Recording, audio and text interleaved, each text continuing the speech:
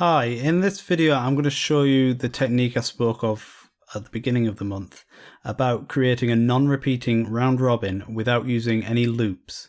Now this is not my technique, this is from Orange Tree Samples. I think it was Greg who posted this, and this is years old, 2017, and I came around this technique it was probably around 2017, and I never used it in Contact, but I implemented a version of it into my HISE multi-round robin script, which is on GitHub if you want to check that out. And it's really simple. Rather than explaining it myself, I'll just read this to you. So this is what Greg says. As you can see, the code leverages the modulo operator in order to include all values except for the last played round robin without the use of loops. The code sets the current round robin variable to a number between 1 and the maximum round robin available. If the round robin value needs to be 0 index based, it's a simple adjustment.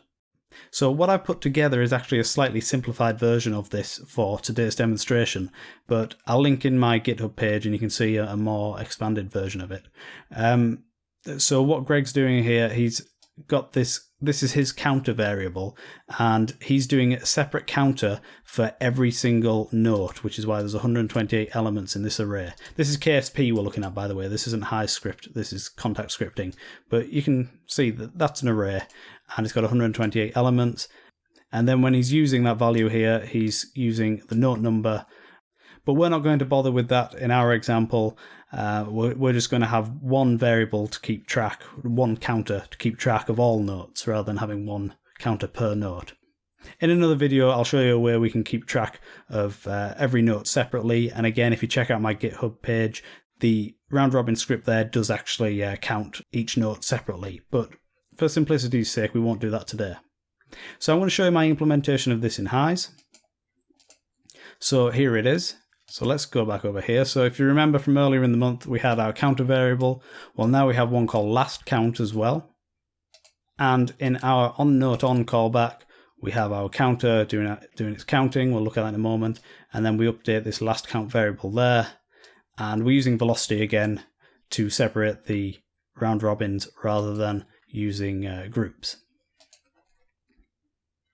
So if I just pull Greg's script over here, we'll sort of see how it compares. Let's have a look. Can we just get both on the screen at once? So I've only taken one line from Greg's script. Let's see if we can get that on there a bit nicer. There we go. I'll put it down there actually. So I've just taken this line here, which is the one that generates the round robin. What we're doing here, we have our counter. And then we're checking the last count, which is updated here. We're subtracting 1, and then we're generating a random number. Now, I've had to put the bounds between 2 and 5, rather than between 0 and 4 or 1 and 5. And that's just something to do with this randint function, but the upper number always has to be one higher because it isn't inclusive. So that means it will never generate the number 5, it will always generate one below. And then we're doing the modulo and then the number of round robins we have, which is 4 in this case. And then what we're seeing here is familiar to what we had before, it's just the counter plus 1 to change the velocity. And then we're updating the last count. So it's really simple. It shouldn't repeat. If it does, I've made a mistake. And what we might hear though is might hear like 1, 2, 1, 2, so we might hear like a sequence, but that's okay. That's not repeating. Repeating is when it plays the same one twice in a row. There are other scripts you can write if you want every single sample triggered to be different until it's triggered them all, but that isn't this script. So be aware this will trigger repeated sequences occasionally, but it will never re-trigger the same sample twice. At least that's the idea. So let's try it out. So I'll hit compile. 3, 1, 3, 2, 1, 4, 3, 1, 2, 4, 1, 2, 3, 4, 1, 2. So as you can hear, we got a few sequences repeated, but it never repeated the same sample twice in a row.